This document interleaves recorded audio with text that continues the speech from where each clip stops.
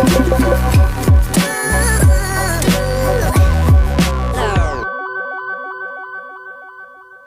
everyone and welcome back to my channel, and if you're new here, my name is Keelan and I just wanted to share some of my thoughts about prepping for my no buy year. I realise it's a little bit kind of premature because it's only like the end of November, but I just want to have a clear plan in place so I know what I'm doing and I've thought it all through before I start, and also so I can think about what will I allow myself to buy before it begins, because I won't be allowed to buy it during the year, and what do I really need. So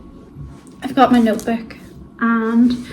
I have written down 3 categories for it. So the first category is called absolutely not, and it's going to be stuff I am under no circumstances allowed to buy. And if for some reason I slip up and do, like, I know I'm going to be really annoyed with myself, but I'm going to try to be so kind of disciplined about it that I don't let that happen, and I'm going to avoid situations where it might make me do that. So the things that I have put in that category are clothes, books, because we live next door to a library basically and I have no need for new books, and I have plenty in the bookcase I haven't read yet, and it could keep me going for years, never mind like 1 year. New beauty products, and I had mentioned this in another video and said how I think it can be silly to waste money sometimes on trying out new beauty products when you're happy with what you already have. And I kind of did that this week because, well, I basically bought a cheaper version of a product that I use. It was because I like simple cleanser, and I bought like an own brand version of that, and I thought it would be the same thing, but it really wasn't. And it was like, you know, that kind of makeup remover where it stings your eyes and it feels like they're on fire, so I won't be using that again. So I ended up buying simple anyway. So sometimes trying to save money isn't like the most sensible thing to do with certain things, and you should just stick with what you like. The next thing on my absolutely not list is home decor. Plants, because as I've mentioned before, I'm not good at keeping them alive and I have enough, and my dad actually gave me this plant last weekend, so I'm going to work on keeping it healthy and alive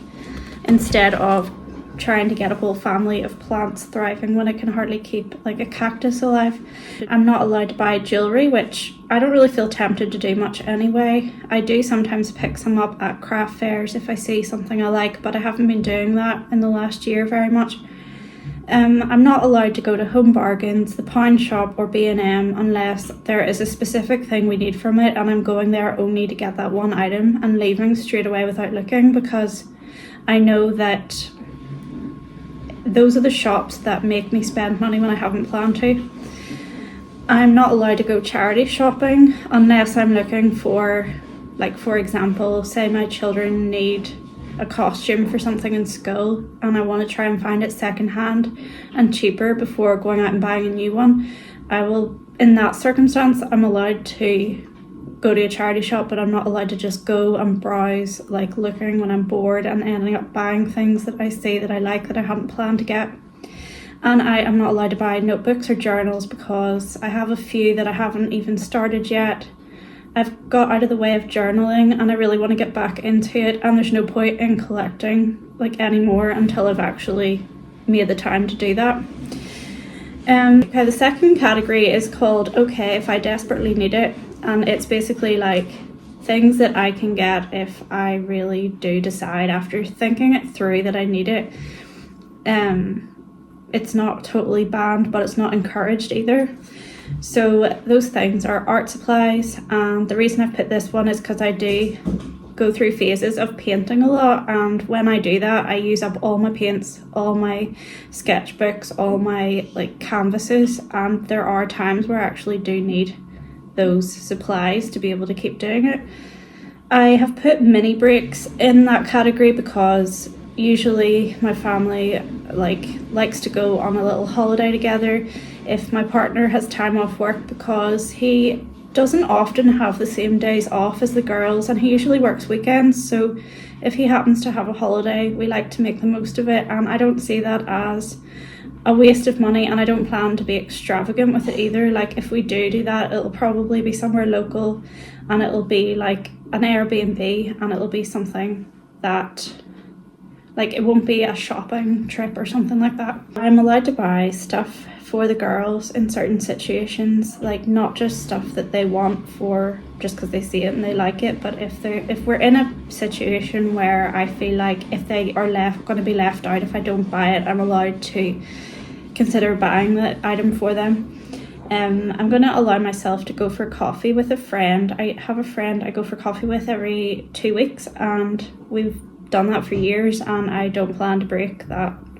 habit because it's something to look forward to, and I love getting to catch up with her. And it's not like I'm just going to be sort of mindlessly wandering into a cafe every 5 minutes. Like I'm going to plan it. And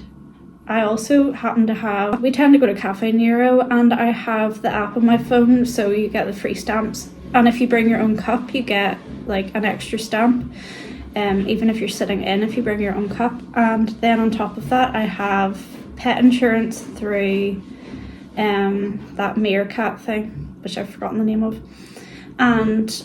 it gives you 25% off coffee in Cafe Nero and pastries, so I will be using that, and it will mean that there's a significant discount if I do go for coffee. I'm also allowed to go if it's a rare treat,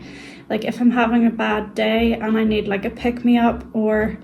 if, like for example, the girls have just been off school for a long time and I finally have a minute to myself, I will allow myself in that situation to go. But I feel like I've broken my coffee shop habit already, so I'm not too worried about that one. If someone had asked me a few months ago about that, I would have been most worried about that because I felt like it was a proper addiction, but now I just never think to go, I just make it at home. I've put eating out on that list because sometimes you're in situations where you end up having to get like McDonald's or something like that because say you have a really busy day and you're running around, and this I think is mostly avoidable, and I actually don't tend to spend money on eating out ever really, or getting takeaways and stuff. We don't do that anymore, and I try to just make our own at home. But if this is like in a situation where say we're all sick or there's an emergency or unexpected event, in that situation we can eat out. And I've put down craft kits, but only if I have used up everything in the house that I've planned to make, because I don't want to accumulate things and not use them. I want to work through everything I have, and I'm only allowed to buy more if I've actually finished all of the ones I have, and it's only because that provides me with a hobby to kind of fill the time through my no-buy year, when otherwise I might be out and about tempted to spend money. So sometimes I feel like craft kits can actually be an investment in a way. So the last category is called it's an actual need, and I'm allowed to buy replacements for things. So any products that I use, anything that we really need, and if it is completely empty, we're allowed to replace it. I don't want to collect things and buy just like, I'm not going to buy a variety of different versions of the same item. This is just like if I run out of mascara, I can buy a new mascara, and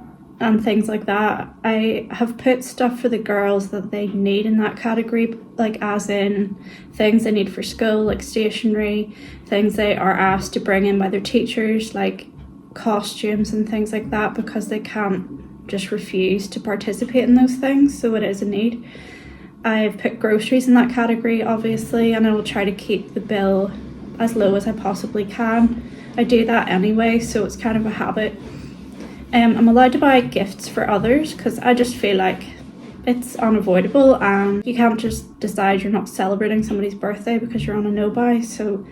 I will still allow those purchases, just not extravagant ones, and I will allow myself to go to craft fairs if it is to get gifts for other people, but not just to look and buy what I want,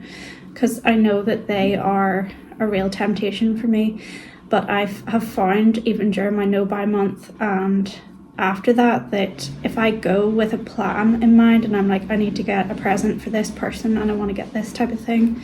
I will just leave with that thing because I've set kind of fixed rules before I walk in.